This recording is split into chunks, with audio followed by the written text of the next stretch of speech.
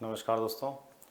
देखिए, विशेष रूप से अभी जो आपकी भर्ती परीक्षाएं चल रही है उनको ध्यान में रखते हुए शिक्षा मनोविज्ञान के सभी जो यूनिट्स हैं उनको लेकर के एक एक यूनिट के अनुसार कुछ मॉडल पेपर्स में लेकर के आया हूँ। उसके अनुसार हमारा पहला जो मॉडल पेपर है वो है, ये सभी शिक्षक भर्ती परीक्षाओं के लिए, चाहे आप ग्रेड 3 का है जिसको आप रीट मेंस बोल रहे हैं उसका दे रहे हैं, ग्रेड 2 का, फर्स्ट का या पीटीआई का, सभी के लिए है। शिक्षा मनोविज्ञान में पहला हमारा यूनिट है जनरली इन सभी परीक्षाओं के लिए मनोविज्ञान की उत्पत्ति, विकास और क्षेत्र। उससे संबंधित कुछ खास प्रश्नों को लेकर के हम इस मॉडल पेपर के माध्यम से बातचीत करेंगे। आप भी अपने तरीके से क्या राइट आंसर हो सकता है उसको लेकर के साथ साथ प्रयास करना। मैं बहुत स्पीडली, कम से कम समय में इन सभी प्रश्नों का उत्तर क्या हो सकता है वो आपको बताने का प्रयास करूंगा। तो शुरुआत करते हैं दोस्तों पहले प्रश्न से। और हमारा पहला प्रश्न है, मनोविज्ञान शिक्षक को अनेक धारणाएं और सिद्धांत देकर उसके कार्यों को उन्नत बनाता है। मनोविज्ञान जो है ये क्या करता है, शिक्षक को विभिन्न प्रकार की धारणाएं देता है, सिद्धांत देता है, और ऐसा सब कुछ सीखने के बाद शिक्षक का जो कार्य होता है वो उन्नत होता है। यानी शिक्षक जो है अपनी उन्नति करता, व्यावसायिक वृद्धि कर पाता है शिक्षा मनोविज्ञान के द्वारा या मनोविज्ञान के द्वारा। ये विचार इनमें से किस विद्वान के द्वारा दिए गए थे? तो कॉल्सनिक के द्वारा, कुप्पू-स्वामी, स्किनर या वुडवर्थ के द्वारा। तो दोस्तों ध्यान रहे, ये विचार देने का श्रेय जाता है किसको? कुप्पू-स्वामी को। कुप्पू-स्वामी ऐसे विद्वान हैं जिन्होंने ये विचार दिए थे कि शिक्षक को उसकी व्यावसायिक वृद्धि के लिए, विशेष रूप से उन्नत बनाने के लिए मनोविज्ञान अपने विभिन्न प्रकार के सिद्धांत और अवधारणाएं देता है, जिसकी वजह से शिक्षक अपने कार्यों को बेहतर बना पाता है। यही वजह है कि शिक्षक भर्तियों से पहले विभिन्न प्रकार की ट्रेनिंग प्रोग्राम में भी शिक्षा मनोविज्ञान पढ़ाया जाता है। नेक्स्ट क्वेश्चन है हमारा ये वाला, सर्वप्रथम मनोविज्ञान ने सबसे पहले मनोविज्ञान का अर्थ था आत्मा का अध्ययन। तो मनोविज्ञान ने सबसे पहले आत्मा का अध्ययन है उसको जो है छोड़ा। उसके बाद में मन या मस्तिष्क का विज्ञान था उसको इसने छोड़ा। उसके बाद में ये चेतना का विज्ञान बना, उसका भी इसने त्याग किया। यानी आत्मा का अध्ययन, मन मस्तिष्क का विज्ञान और चेतना का विज्ञान, ये तीन अर्थ इसके मनोविज्ञान के जो थे उनको क्रमशः इसने छोड़ा। और वर्तमान समय में किसको अपनाता? व्यवहार के ढंग को अपनाता है। ये किसने कहा था? तो दोस्तों ये मनोविज्ञान की अर्थ यात्रा परिभाषा कहलाती है। अर्थ यात्रा परिभाषा का मतलब है कि मनोविज्ञान का अर्थ कैसे बदलता चला गया, इसको एक परिभाषा के रूप में पिरोया गया, इसलिए इसको अर्थ यात्रा परिभाषा कहते हैं। बहुत बार परीक्षा में ये पूछी जा चुकी है, अलग अलग परीक्षाओं में। ये किसने कहा था? वुडवर्थ, स्किनर, थॉर्नडाइक और वॉटसन। तो ध्यान रहे दोस्तों, ये कहने का श्रेय किसको जाता है? वुडवर्थ को। वुडवर्थ नामक मनोवैज्ञानिक थे जिन्होंने ये परिभाषा दी थी।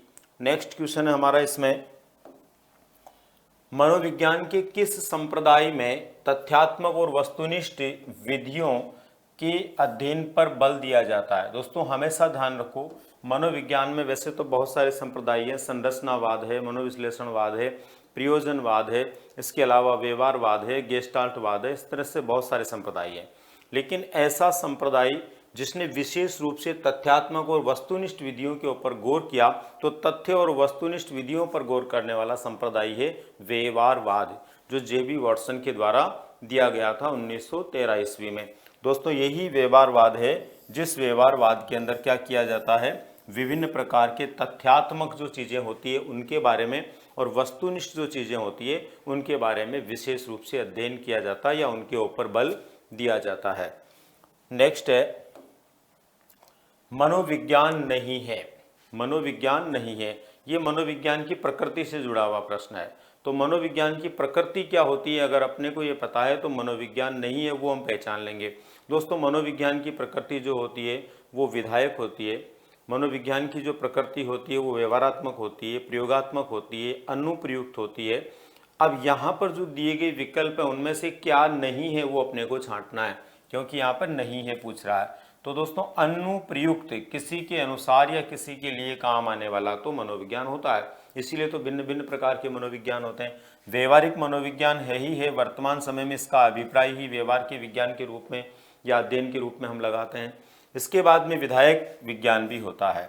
इसका अर्थ ये हुआ कि मनोविज्ञान जो है अनुप्रयुक्त भी है, व्यवहारिक भी है, विधायक भी है, लेकिन मनोविज्ञान नियामक नहीं होता। तो ये हमें ध्यान में रखना है। यहाँ पर यही पूछा गया है कि कौन सा नहीं होता, तो राइट आंसर हो गया हमारा मनोविज्ञान। दिए गए विकल्पों के अनुसार क्या नहीं होता, नियामक नहीं होता, आदर्शात्मक नहीं होता। नेक्स्ट क्वेश्चन है, मनोविज्ञान का सही प्रभाव है, मनोविज्ञान का सही प्रभाव है। यहाँ मनोविज्ञान का सही प्रभाव है क्या, कि अब शिक्षा का प्रावधान बन चुका है। मनोविज्ञान का क्या प्रभाव है, मनोविज्ञान का ही प्रभाव है। इसको आप सही प्रभाव भी कह सकते हैं, मनोविज्ञान का प्रभाव भी कह सकते हैं, उचित प्रभाव भी कह सकते हैं। क्या प्रभाव है, क्या हो गया, वर्तमान समय में शिक्षा का स्वरूप क्या हो गया है, यानी प्रावधान का मतलब है शिक्षा का स्वरूप हो गया है। तो वर्तमान में शिक्षा का स्वरूप क्या हो गया दोस्तों, पाठ्यक्रम केंद्रित, शिक्षक केंद्रित, बाल केंद्रित या विषय वस्तु केंद्रित। तो हमें ध्यान रहे, वर्तमान में शिक्षा जो है न तो पाठ्यक्रम केंद्रित है, न शिक्षक केंद्रित है और न ही विषय वस्तु केंद्रित है, बल्कि वर्तमान शिक्षा प्रणाली में हमारी शिक्षा व्यवस्था, हमारी शिक्षा प्रणाली क्या है, बाल केंद्रित शिक्षा प्रणाली है। हम बाल केंद्रित शिक्षा प्रणाली से वर्तमान समय में जुड़े हुए हैं। नेक्स्ट क्वेश्चन है हमारा, शिक्षा मनोविज्ञान का वर्तमान में विशेष उपयोग समझ में आता है। शिक्षा मनोविज्ञान का वर्तमान में विशेष उपयोग समझ में आता है बालक को समझाने में, यानी मनोविज्ञान जो है, शिक्षा मनोविज्ञान जो है वो कहाँ पर उपयोगी है, किस क्षेत्र में उपयोगी है, तो बालक को समझने में, शिक्षक को समझने में, विधियों के उपयोग में या संपूर्ण प्रक्रिया में। तो दोस्तों इन सब में आता है, बालक को समझने में भी आता है, शिक्षक को समझने में भी आता है और विधियों को समझने में भी या उसके उपयोग में भी आता है। इसलिए यहाँ पर राइट आंसर क्या हो जाएगा, संपूर्ण शैक्षिक प्रक्रिया में, क्योंकि ये सारी बातें जो है किसमें सम्मिलित हो जाएगी, संपूर्ण शैक्षिक प्रक्रिया में सम्मिलित हो जाएगी। तो हमारा सबसे राइट आंसर क्या होगा, संपूर्ण शैक्षिक प्रक्रिया में शिक्षा मनोविज्ञान का उपयोग होता है या योगदान है। दोस्तों ये कुछ खास प्रश्न है और इन सभी प्रश्नों में जो प्रश्न मैं यहाँ पर लेकर आया हूँ उनमें आधे प्रश्न वो जो अब आने की संभावना रखते हैं और आधे प्रश्न वो जो विभिन्न परीक्षाओं में ऑलरेडी पूछे जा चुके हैं। आपको केवल और केवल अनुमान हो जाए कि किस तरह से क्या क्या चीज़ें खास तौर पर हमें ध्यान में देनी है और क्या हमें पढ़ना बहुत ज़रूरी है, उसके लिए ये मॉडल पेपर आपकी मदद करने वाले हैं। नेक्स्ट है दोस्तों ये वाला प्रश्न, किसने कहा था शिक्षा मनोविज्ञान शिक्षकों की तैयारी की आधारशिला है। इनमें से कौन से मनोवैज्ञानिक थे जिन्होंने इस बात को कहा था कि शिक्षा मनोविज्ञान जो है वो शिक्षकों की तैयारी की आधारशिला है। दोस्तों एक शिक्षक बनने से पहले की जाने वाली ट्रेनिंग में शिक्षा मनोविज्ञान की ज़रूरत पड़ती है और शिक्षक बनते समय ज़रूरत पड़ती है, शिक्षक बनकर काम करते समय ज़रूरत पड़ती है। इसका मतलब एक शिक्षक के लिए यह आधारशिला है। एक बेहतर शिक्षक वही होगा जिसका शिक्षा मनोविज्ञान बहुत अच्छा होगा। ऐसी स्थिति में यहाँ पर हमें ये जानना है कि विचार दिए किसने, सबसे पहले ऐसा किसने कहा, C.L. हल ने, J.P. नायक ने, क्रॉ एंड क्रो ने या फिर स्किनर ने। तो दोस्तों ये विचार देने का श्रेय जाता है स्किनर को। स्किनर महोदय ने ये विचार दिए थे कि शिक्षा मनोविज्ञान शिक्षकों की तैयारी की आधारशिला है, यानी शिक्षक बनने के लिए सबसे महत्वपूर्ण विषय वस्तु है। नेक्स्ट क्वेश्चन है दोस्तों ये वाला, किसके अनुसार शिक्षा शारीरिक, मानसिक व बौद्धिक विकास की प्रक्रिया है। इनमें से कौन से ऐसे विद्वान हुए हैं जिन्होंने शिक्षा को परिभाषित करते हुए कहा है कि शिक्षा शारीरिक, मानसिक और बौद्धिक विकास की प्रक्रिया है। फ्रोबेल ने तो ये कहा था कि शिक्षा बालक की आंतरिक शक्तियों को बाह्य शक्तियों का रूप देती है। इसका मतलब ये नहीं होगा। प्लेटो ने कहा था शिक्षा बालक में शारीरिक, मानसिक और बौद्धिक विकास को प्रदान करती है। इसका मतलब ये परिभाषा किसकी है, प्लेटो की है। नेक्स्ट है विवेकानंद ने कहा था शिक्षा बालक में पूर्व निहित पूर्णता को अभिव्यक्त करती है। इसका मतलब ये विवेकानंद का भी विचार नहीं है। और पेस्टोलॉजी ने कहा था कि एक बालक के अंदर जो जन्मजात अभियोग्यताएं होती है उनको स्वाभाविक, समरस और प्रगतिशील तरीके से विकसित करना शिक्षा का कार्य है। तो दोस्तों यहाँ पर हमें समझ में आ जाना चाहिए कि ये परिभाषा किसके द्वारा दी गई है, प्लेटो के द्वारा। प्लेटो ने इस तरह का विचार दिया था शारीरिक, मानसिक, बौद्धिक विकास के लिए शिक्षा को लेकर के। नेक्स्ट क्वेश्चन है, शिक्षा का अति महत्वपूर्ण उद्देश्य है। शिक्षा जो है उसका बहुत अधिक महत्वपूर्ण उद्देश्य क्या है। आजीविका क्षेत्र विकास, बिल्कुल निश्चित रूप से आजीविका के लिए शिक्षा प्राप्त करनी होती है, लेखन पठन कौशल के विकास में भी शिक्षा योगदान देती है और मानसिक विकास में भी शिक्षा योगदान देती है। लेकिन दोस्तों यहाँ पर इन सब में देती है तो इनको अलग अलग उत्तर हम नहीं मान पाएंगे, बल्कि सबसे सही उत्तर मानेंगे जिसमें ये सभी समाहित हों। तो यहाँ पर दिया गया बालक के सर्वांगीण विकास में, इसका मतलब बालक के सर्वांगीण विकास में ये सब चीजें आ गई। आजीविका विकास के क्षेत्र का विकास भी उसमें होगा, लेखन पठन कौशल भी उसमें होगा और मानसिक विकास भी उसमें होगा। इसका मतलब सबसे सही और सटीक आंसर हमारा क्या हो जाएगा, डी हो जाएगा। बालक का सर्वांगीण विकास है, उसके लिए शिक्षा अपना महत्वपूर्ण कार्य करती है। शिक्षा का यही महत्वपूर्ण कार्य है कि वो बालक में सर्वांगीण विकास को जन्म देती है। नेक्स्ट क्वेश्चन है, उद्देश्यों के आधार पर शिक्षण का प्रकार नहीं है। उद्देश्यों के आधार पर ऐसा कौन सा प्रकार है इनमें से जो शिक्षण का प्रकार नहीं है। तो दोस्तों शिक्षण के उद्देश्य दिए थे बी.एस. ब्लूम ने और बी.एस. ब्लूम ने शिक्षण के जो उद्देश्य दिए थे उनमें उन्होंने बताया था ज्ञानात्मक पक्ष बताया था, उसके बाद में भावात्मक पक्ष बताया था और उसके बाद में क्रियात्मक पक्ष बताया था। इसका मतलब ये हुआ कि ये तीन पक्ष तो होते हैं, ज्ञानात्मक भावात्मक क्रियात्मक, इसके अलावा कोई यहाँ पर है तो वही क्या है, नहीं में आएगा।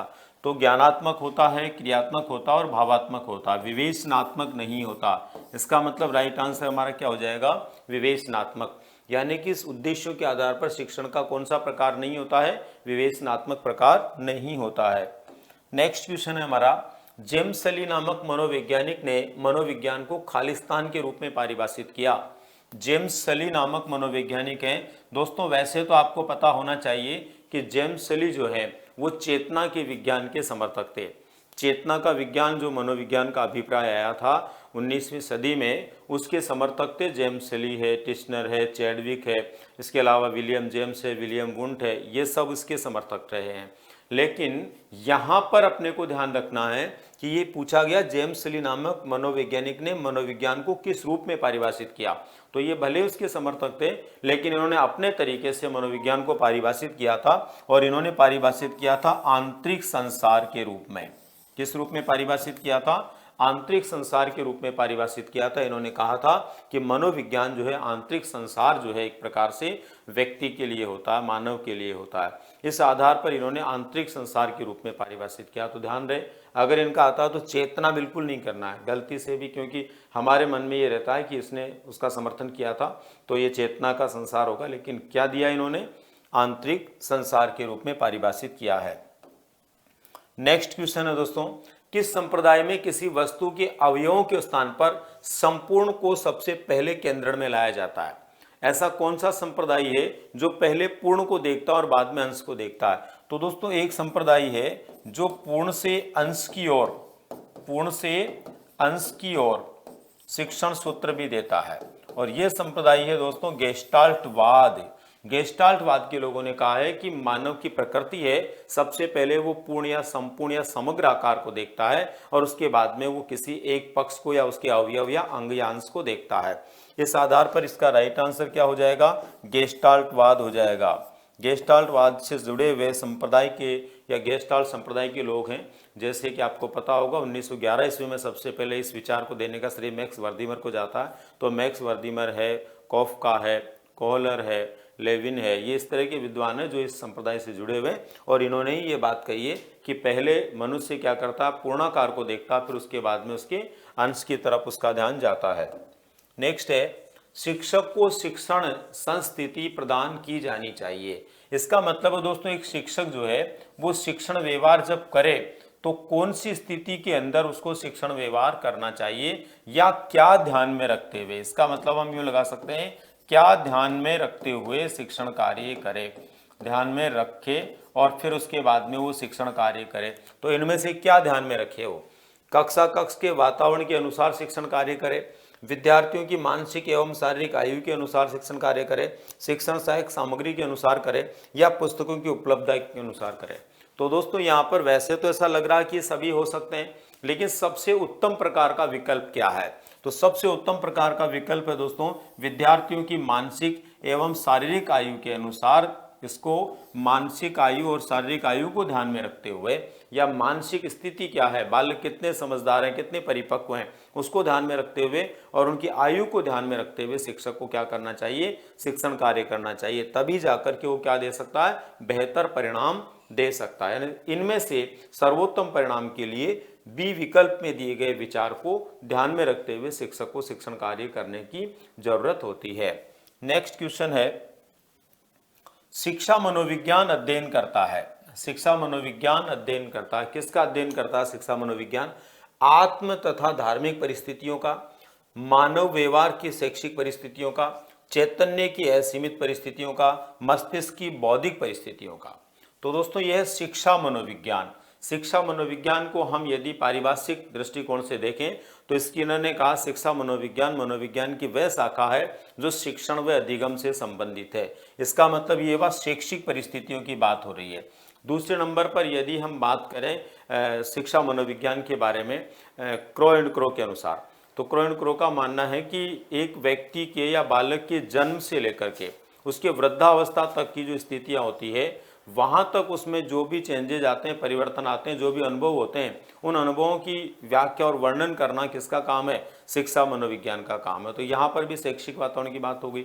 स्टीफन के अनुसार हम बात करें तो स्टीफन ने कहा है कि एक बालक के शैक्षिक प्रकार के जो परिवर्तन होते हैं, शैक्षिक प्रकार की जो वृद्धि होती है, उसका अध्ययन करना ही क्या है? शिक्षा मनोविज्ञान है। इसलिए राइट आंसर हमारा क्या हो जाएगा? मानव व्यवहार की शैक्षिक परिस्थितियों का, मानव व्यवहार की शैक्षिक परिस्थितियों का अध्ययन करना ही क्या है? शिक्षा मनोविज्ञान का अध्ययन है। नेक्स्ट क्वेश्चन है, निम्नलिखित में से कौन सा शिक्षण प्रक्रम के सही अंग है? इनमें से कौन से ऐसे हैं जो शिक्षा प्रक्रम के सही अंग है या शिक्षण प्रक्रम के सही अंग है? यानी क्लास के अंदर एक टीचर जब पढ़ाता है, शिक्षण कार्य करता है, तो उसमें इनमें से कौन कौन से अंग होते हैं, तत्व होते हैं? तो देखो इसके अंदर 3 तत्व होते हैं। एक तो होता है स्वतंत्र चर, और स्वतंत्र जो चर होता है वो होता है शिक्षक, शिक्षक होता है। उसके बाद में दूसरे नंबर पर होता है आश्रित चर, और आश्रित जो चर होता है वो होता है शिक्षार्थी। और इसके बीच में, इन दोनों के बीच में जो आदान प्रदान होता है वो होता है विषय वस्तु का। और विषय वस्तु का मतलब हम पाठ्यक्रम से भी लगा सकते हैं, पाठ्यक्रम, ठीक है। और ये विषय वस्तु या पाठ्यक्रम जो होता है ये होता है मध्यस्थ चर। इस तरह से हमें ये ध्यान में रखना है कि यहाँ पर शिक्षक, शिक्षार्थी और पाठ्यक्रम जिस विकल्प में होगा वही हमारा सही आंसर होगा। तो ये पहले में वातावरण है इसलिए ये नहीं हो सकता, दूसरे में शिक्षक, शिक्षार्थी और पाठ्यक्रम है तो ये हमारा राइट होगा। इसमें समाज आ गया, इसमें भी आ गया, ये नहीं होगा। तो राइट आंसर हमारा क्या हो गया? बी, शिक्षक, शिक्षार्थी और पाठ्यक्रम ये जो होते हैं ये शिक्षण प्रक्रम के अंग होते हैं। नेक्स्ट क्वेश्चन है,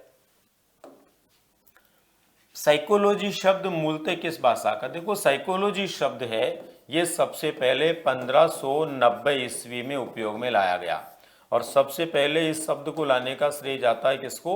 रुडोल्फ गोइकले को। गोइकले पहले विद्वान थे, रुडोल्फ गोइकले, जिन्होंने सबसे पहले इस शब्द का प्रयोग किया था। और इन्होंने जिस पुस्तक में इस शब्द का प्रयोग किया था वो थी साइकोलॉजिया, साइकोलॉजिया नामक पुस्तक में सबसे पहले उपयोग किया था। ये है दोस्तों ग्रीक भाषा का। कौन सी भाषा का है? ग्रीक को यूनानी भी आप कह सकते हैं। तो ग्रीक या यूनानी भाषा का शब्द मूल रूप से साइकोलॉजी, जो प्रारंभ में आत्मा के अध्ययन के रूप में काम में लिया गया था, लेकिन तब से लेकर आज तक हम मनोविज्ञान के लिए इसी शब्द का उपयोग करते हैं।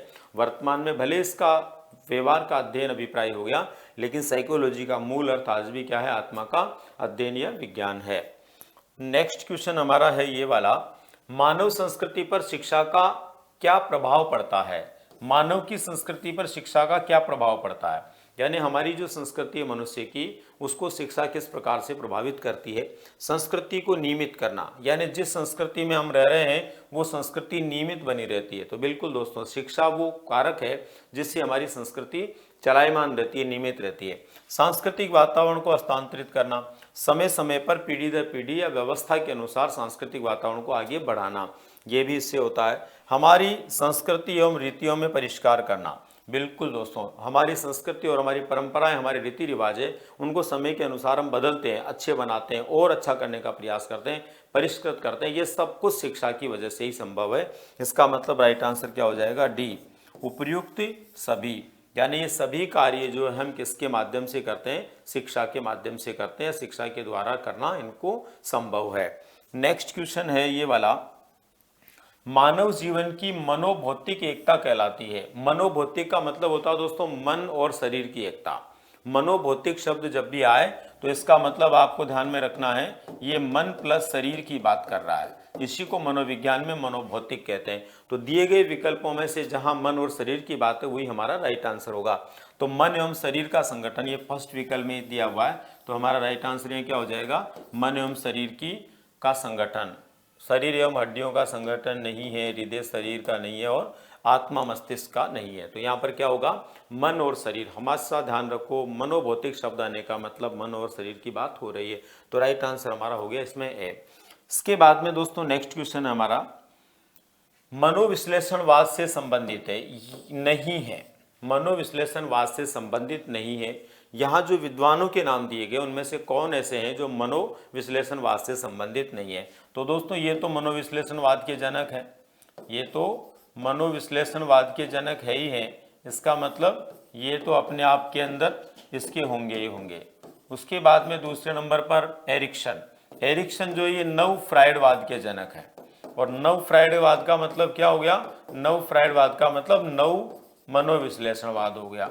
नव मनोविश्लेषणवाद, इसका मतलब ये भी मनोविश्लेषणवाद से जुड़े हुए हैं। युंग जो थे ये फ्रायड के शिष्य थे, और जब फ्रायड के शिष्य हैं तो इसका मतलब सीधा सीधा ये भी किससे जुड़े हुए हैं? ये भी जुड़े हुए हैं मनोविश्लेषणवाद से। अब है वुंट। तो वुंट जो है मनोविश्लेषणवाद से जुड़े हुए नहीं है दोस्तों, क्योंकि वुंट जो है इनका खुद का अपना संरचनावाद संप्रदाय है। ये तो खुद कौन से संप्रदाय के देने वाले हैं? संरचनावाद संप्रदाय के देने वाले हैं। वुंटिच है जिन्होंने 1879 में क्या किया था? मनोविज्ञान की प्रयोगशाला बनाई थी। मनोविज्ञान की प्रयोगशाला इन्होंने बनाई थी, पहली प्रयोगशाला, सफल प्रयोगशाला जिसको हम कह सकते हैं। तो ये विलियम वुंट थे और संरचनावाद से जुड़े हुए हैं। तो राइट आंसर हमारा यहाँ क्या हो जाएगा? वुंट हो जाएगा। वुंट मनोविश्लेषणवाद से जुड़े हुए नहीं है। और दोस्तों ये हमारा लास्ट क्वेश्चन, अंतिम प्रश्न है, मानकीकृत परीक्षण से अभिप्राय है। मानकीकृत परीक्षण से अभिप्राय है। मानकीकृत का मतलब होता है दोस्तों जिसमें मानक पाए जाते हैं, जो विश्वसनीय होता है, जिसमें वैधता होती है। इस तरह के परीक्षणों को हम क्या बोलते हैं? मानकीकृत परीक्षण बोलते हैं। तो दोस्तों विश्वसनीयता इसमें होती है, वैधता इसमें होती है, मानक तय होता है। इसका मतलब राइट आंसर क्या हो जाएगा? उपयुक्त सभी। ये सभी विशेषताएं जिसमें पाई जाएगी वो मानकीकृत परीक्षण होगा। दोस्तों इस मॉडल पेपर में प्रश्न भले ही 20 हैं, लेकिन मैंने इसमें ये प्रयास किया है कि विभिन्न परीक्षाओं में अब तक पूछे गए प्रश्नों के आधार पर यूनिट नंबर 1 में से कैसे कैसे प्रश्न आ सकते हैं। तो यहाँ पर आपको ये समझ में आ गया होगा कि यहाँ परिभाषाएं आ सकती है, यहाँ पर विद्वानों के नाम आ सकते हैं, यहाँ पर किसी विचार को पूछा जा सकता है, यहाँ पर शिक्षा की उपयोगिता पूछी जा सकती है, यहाँ पर मनोविज्ञान की उपयोगिता पूछी जा सकती है, यहाँ पर मनोविज्ञान की प्रकृति पूछी जा सकती है, और यहाँ पर विभिन्न प्रकार के संप्रदायों से प्रश्न आ सकता है, और यहाँ पर आप लोगों को विभिन्न संप्रदाय से जुड़े हुए लोगों का परिचय पूछा जा सकता है। और इसके अलावा आपको विभिन्न प्रकार की जो विधियां और परीक्षण काम में लिए जाते हैं विभिन्न प्रकार से, वो आपसे पूछे जा सकते हैं। इन सभी को आपको ध्यान से पढ़ना होगा और इन सभी से प्रश्न आने की पूरी संभावना आपकी परीक्षा में है। तो दोस्तों निश्चित रूप से इस मॉडल पेपर का अभिप्राय आपको समझ में आ गया होगा, कैसे कैसे प्रश्न आ सकते हैं, कहाँ से आ सकते हैं, वो बताना मेरा इसमें मूल उद्देश्य था। और निश्चित रूप से आप लोगों को ये बात समझ में आ गई होगी कि कैसे कैसे कहाँ से प्रश्न आ सकते हैं। दोस्तों इसी तरह से प्रत्येक यूनिट में से हम ये जानने का प्रयास करेंगे कि प्रश्न आते कैसे हैं। इन मॉडल पेपर में ये नहीं है कि जो मैंने बता दिए वो परीक्षा में पूरे आने की संभावना रखते हैं। ये केवल ये बताने का उद्देश्य है कि कैसे और कहाँ से प्रश्न आने की संभावना है, क्या क्या आपको पढ़ने की आवश्यकता है। तो मिलते हैं दोस्तों अगले मॉडल पेपर में अगले यूनिट के साथ में, और उस यूनिट में भी जानेंगे कि कैसे कैसे प्रश्न उसमें से पूछे जा सकते हैं। धन्यवाद।